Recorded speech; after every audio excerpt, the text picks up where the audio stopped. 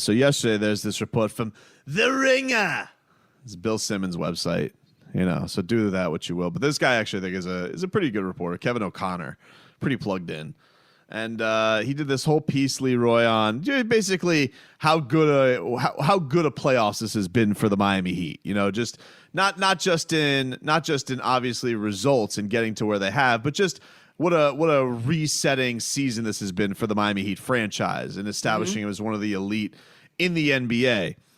And the interesting part of that, if you're a Heat fan, is he gets to the juicy part is he gets to where the Heat's future lies, and he goes front office executives around the league believe the Miami Heat have become the league's top destination for the next star with a wandering eye. Maybe it will be a free agent or a player who's under control who will seek a trade in 2021, since the Heat have good young players who can be traded in addition to a first-round picks in 2025, 26, 27. Keep in mind that the Miami Heat emptied their draft cupboard for LeBron and Chris Bosh years ago, and also for Goran Dragic. Who knows what could happen in the coming years? Houston, Indiana, Philadelphia, Washington, or any team facing a crossroads. League sources have long said that Bradley Beal is going to give it a shot with the Wizards now that John Wall is healthy. I believe they could be a playoff team next season, but a lot can change. What if the Wizards see no choice but to blow it up? What if the Rockets can't get over the hump with a new coach and James Harden ends up wanting out before he can opt out of his contract? What if Joel Embiid expresses frustration with the Sixers when they lost Jimmy Butler, and now he wants to reunite with the owner of Big Face Coffee? And the Athletics' Jared Weiss is reporting that Pacers guard Victor Oladipo is looking to move on from Indiana this offseason, which was followed up by a report from the Indianapolis Star, even though now Oladipo has said that he is in it for or is going to try and be there with the Pacers. But we call that damage is done, my friend. Now, look, I said yesterday, I don't want to focus on whale stuff, Leroy. Okay? I'm not a whale guy right now. We need to see this out. So I'm not going to make whale noises over a certain somebody liking this story on social media, okay? Because a different me, a me during the regular season, for what would happen if I happen to see, let's just say, Giannis Antetokounmpo liking a story about the Heat on Twitter? Normally what would I come in the next day and do? What would I do? Okay, I'm not going to do that today. But maybe, could you do an impression of me, Leroy? No. Could you do an impression of Tobin when he finds out the news that this story was liked by Damian Lillard on Twitter? Come on, Leroy, do it. Come on, I swore an oath. Do it. Nope. Not falling for it. Oh, that was a sexy whale. That wasn't me. That's Robbie. Robbie's trying to start it. Let's get it going. Come on, Leroy. No way. Damian Lillard. We're not just because a guy liked it. They do. You know what? He's the only. Just like you get me and Robbie, the NBA gets you all the time with the tweets. Really? Oh, yes. Really? So let me get this. So let me get this straight. I should look nothing into this. That Damian Lillard likes this story on Twitter. None whatsoever. All right. Okay. You don't think a year with Hassan Whiteside, he goes, man, they got this guy $100 million? Woo.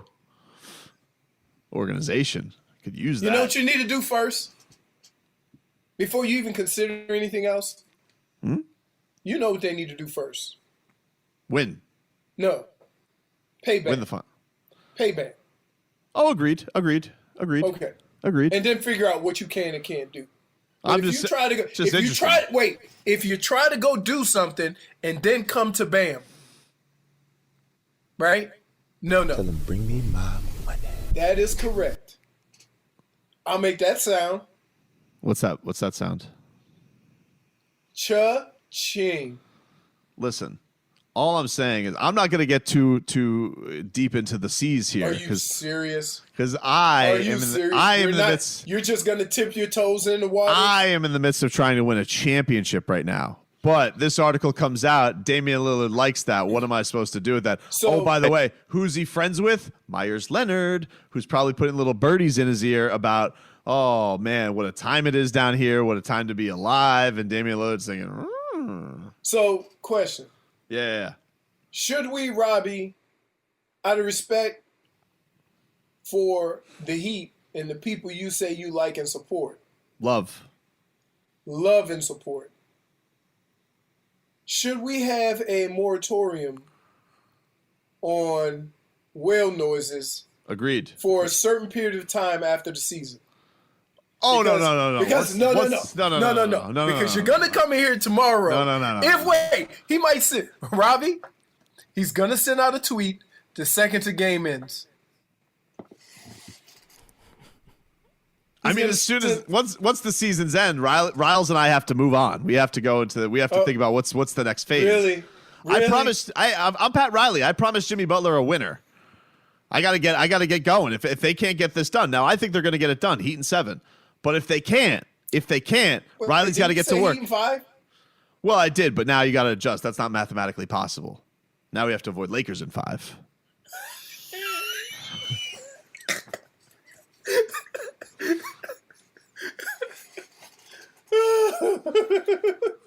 Texter writes in, silly sauce, Leroy. Take some. Do the whale. No. Come on. No. The closest I'll get to silly sauce is I will put, if they win tonight, I will put the onesie in my cart. Tomorrow night. Tomorrow night, yeah. Texter writes in, Leroy will make whale noises, but no goat noises. Bogus. That was Robbie. I didn't do that either. It was a good whale, Robbie. Robbie, Robbie's whale is constipated. Your whale's a little shy. Like, does your whale want to, beef it up a little bit? What was that? Sounds like a beluga whale. That Come on. sound What's a whale moratorium sound like, Leroy? Like, what does that whale sound like that doesn't want to get involved right now? Did you hear it? That whale sounds a little intrigued. What does your whale sound like? Wow. That's a big storm in the Gulf, boys. Whoa. No, don't ignore me. Don't ignore me. Don't ignore me. I'm not ignoring you. You're trying to deviate. You're trying to deviate from the story. The Not Ringer. deviating. Do you think it makes Bill Simmons' head explode when he reads this? When he goes, Boston. You go to Boston. I thought I thought Kemba Walker was the missing piece, though, bruh. Brad Stevens. Brad Stevens. I thought Brad Stevens was the answer. They want to fire. I want to talk about rats off a ship. Who's faster rats off a ship on Brad Stevens than Boston? Oh, they say he's a bum now? Oh, we heard it. We listened to those Sullys and Murphs on WEEI. Oh my goodness. Brad Stevens, he's gonna grab Marcus Smart by the neck. That's not gonna go well. Nope. You know what that ends with? Wait. We also, I guess they don't remember him going up in the stands. You don't remember that with the Marcus fan? Smart. Yeah, I remember that. Oh yeah, that was in college. In college. So what you think he gonna do now? If a coach tried to grab him by the neck. Go ahead, Robbie. Next game they play, Marcus Smart might have 8 points and go 2 for 15 from 3-point land. I think Tatum still has to, like the college just said, he has to be more than just the guy that can get the ball and create his own shot, be able to, slash, cut, all types of stuff. I think Brown needs more aggressiveness. But don't you think all these things, Wiggy, can come with a change in head coach? I think a lot of this is based on Brad Stevens. He's not I pulling agree it out with of you him. on that, Curtis. You know me. I've been on the get rid of Brad train for day one. I agree with you. It is about the coach, and it's not about X's and O's in basketball. It's about understanding how to manage egos and, like Curtis said, get that out of your guys. There it is. Wait a minute. Wait. He just said that Tatum can create his own shot, but then said he has to create his own shot by slashing and doing stuff that's what creating your shot is, dude. Listen, just grab him by the neck, Marcus Smart. Wow. I used to feel terrible about what we did on the radio. I feel better. Thank you. You're welcome. Do the whale sounds. Come on, man. Nope. Come on, do it. See, that's where I draw the line. Just a little bit. I draw the line at nipple clamps. We have another day off for your Miami Heat. They will speak to the media today around the 2 o'clock hour. So we'll hear where the Heat's mindset is at with things. They listed Goran Dragic as doubtful, not surprised. Well, I'm going to go ahead on a limb and say he's out. Now, he tweeted yesterday, Leroy, about kickboxer Jean-Claude Van Damme. All right. Does Goran Van Damme, is he sending some kind of a subliminal message by kickboxer? I don't remember kickboxer too well. Unless he's going to play basketball like the Karate Kid. Yeah, like a Karate Kid played through an injury, to go win the All Valley Karate Championship. Did that happen in kickboxer? Like, was Goran sending a message like, just like Jean-Claude Van Damme, I will rise again and beat Tong Po? No. Are you sure? Really? I don't remember kickboxer. I was trying to think. Maybe there's a subliminal message here from Gogi. Kickboxer, I'm thinking of the other one. I'm thinking of, what was the other movie he was in? Not Kickboxer. Bloodsport? Bloodsport. I'm thinking of Bloodsport, where the other guy was just killing everybody. And doing like the little monkey. He kept doing that, and he was the swollest martial arts guy I've ever seen. Doesn't Kurt Sloan, doesn't he avenge his brother in this movie? So maybe he's avenging Zoki in a way. Hey, is he supposed to be American in that movie? Kurt Sloan? I don't know. All I'm asking is Gogi trying to send me a message, because if Gogi's trying to speak to me, we'll hear you, Dragon. Here's his two choices: Slim and none. Right? And Slim has just left the building. Maybe Goran is doing some serious meditating, because these Lakers are coming out, Leroy. They're counting their chickens. They're wearing their Mamba jerseys tomorrow. You think they are? Thinking they're putting a coffin. They're putting the final nail in the coffin on us. We'll see. Hey, we'll see what happens. Here, you want to know my thinking on this? If I'm down 3-1, yep, the last team I want to deal with is a team that has an individual that has dealt with being up or down 3-1. You understand what I'm saying? Why, are they going to kick him in the nuts and get suspended or something? No, because they know the level of intensity that is going to be. Oh, no. Hey, trust me. He's telling us. Remember, he's not sleeping. I won't sleep until the next game. We know, dude. 4:30 in the morning on his iPad. We Hey, know. man, he wouldn't talk so much if he didn't have a mic in his face. He's talking with his thumbs too. Trust me. All right. Tweeting out gifs. See, I'm really not sleeping. Dude, you got all day to sleep. All right. Calm down. We know you can schedule tweets in advance. It's if I'm a Lakers fan, I'm probably like, actually, I kind of would like you to get some rest, dude. All right, calm down. You want supposed to be impressed because you got yourself some insomnia? Now, you know what's funny? Here's what's funny about that. Because Jimmy Butler said he was working out at 4 a.m. Yep. And you had a totally different outlook on it. Because it's different. Like, Jimmy Butler's actually working out and making his body right at 4:30 in the morning. LeBron is watching an iPad. He's watching an iPad, dude. Okay? So he's all also been in the league 17 years. You're Netflixing and chilling with yourself. Somebody said, I can't handle seeing another video of Goran crying on the sidelines. Yeah, I don't like that. I don't like that at all. It makes me sad. I don't like him being sad. I don't like the tremor in his voice. It all bothers me, and that was real. Like it. That was real greed from the gamblers making him do that press conference. You know what the problem is? You know why I feel bad? Because I hate a guy being in a situation where he has to watch his boys struggle, and he knows that he was part of the reason why they're there, and he can't do anything about it. I was thinking about this. Do you feel like there's any parallels to like this team and the 04-05 team that first got Shaq? Because that team, got to the Eastern Conference Finals, went up against the champion Pistons. Oh, it was kind of looked at as like the bully of the Eastern Conference at that point. But they didn't really get to go their whole fair shot because Wade got hurt. Right. You know, they got their last stand with Shaq. They got Shaq's last MVP caliber season, really, where he got screwed and it went to Steve Nash.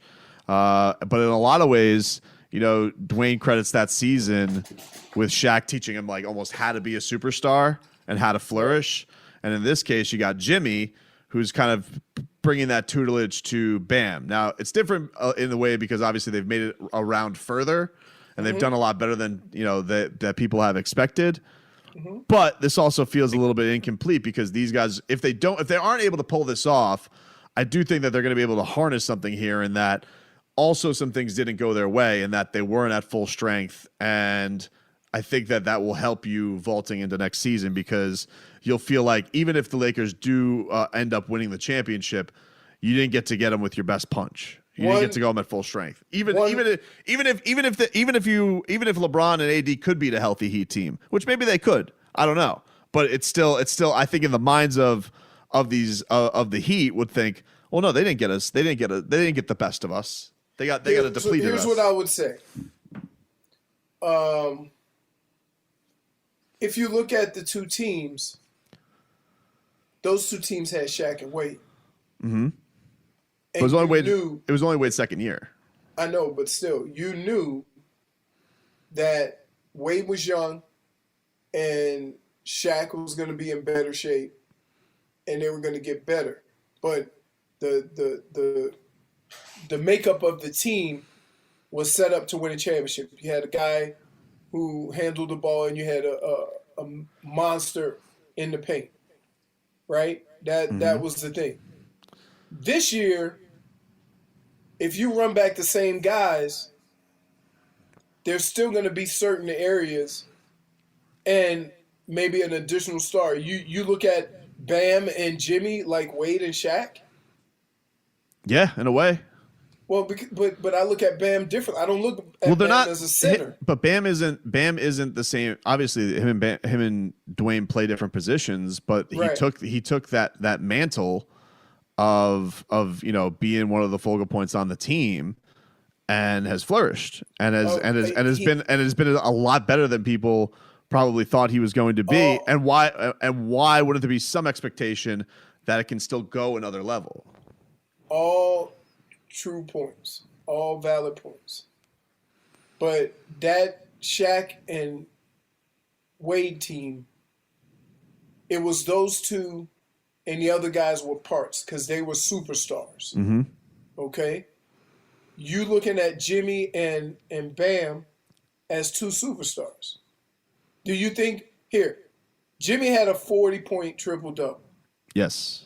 What do you think Bam's game would look like if he were to take over a game at this moment in his career? I mean, what did he put in the Eastern Conference Finals? He had a 30-point triple-double, didn't he? I don't know, but it's like I think Bam is maybe a year behind. Like he has to get a jump shot. Yeah, but here I understand what you're saying. And I'm just saying that they're not there yet. But I know they're not. It's not perfectly parallel because they're playing different positions. But I think from standpoints of honestly, Jimmy's probably still got a lot more left in the tank than Shaq did at that point. Because you were really seeing the tail end of Shaq. So you're looking at Jimmy like the veteran. I'm looking at Jimmy as Shaq in this standpoint. Right. I know. I'm not saying he's as good as Shaq was, but I'm saying I get the star who leads the young guy to then the young guy takes over and to be the guy. But what I'm saying is this: if you look at where D Wade was, and you look at where Bam is, Bam's not there yet. That's what I'm saying. Because if you say Jimmy is Shaq, and then you turn around and think, the thing, but I get you, but he did just dominate the Eastern Conference Finals. He was the best player. He was Leroy. He was on both sides. Okay, all right. Is it good enough to beat LeBron? No, but again,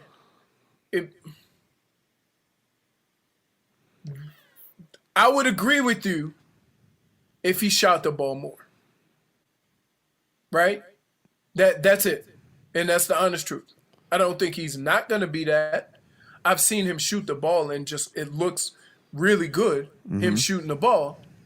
But until he becomes more of a threat outside of the paint, then that's that next step where I would consider it close to what Shaq and D Wade were. Because Jimmy can do it, okay? But Bam can. And because the way that team is set up, he can't. Look, I'm not saying he can't dominate a game. Yeah, he's never like. Look, I get you. I don't think that we're gonna have a run like he's ever gonna have 2 games in a row of 43 points, 43 points. No. I'm not saying that either. But what I'm saying is the parallels of Jimmy being the established star, teaching this young guy, and then maybe the baton almost passes over to Bam. I think it can be that because I think we saw some of that in the Eastern Conference Finals. This is a very tough matchup for Bam either way, even though he had, he was successful against AD defensively in the last game. Right. But I think we have seen those leaps. And again, like we forget how young Dwayne was back then too. Like right. But young from a year standpoint, I think actually age-wise, Bam's younger. Right. Well, look, I don't necessarily look at age as much now as years because there's so many one and dones. And there's so many guys coming to the league 19, 20 years old that what happens is we get lost. They were the same age, by the way. We get lost. We get lost in how many years a guy gets in and not how old he is. Mm-hmm. And so I just look at that and I don't really pay that much attention to it. I look at service time more than age. But I do think there's another level before I'm willing to say that Bam has to go.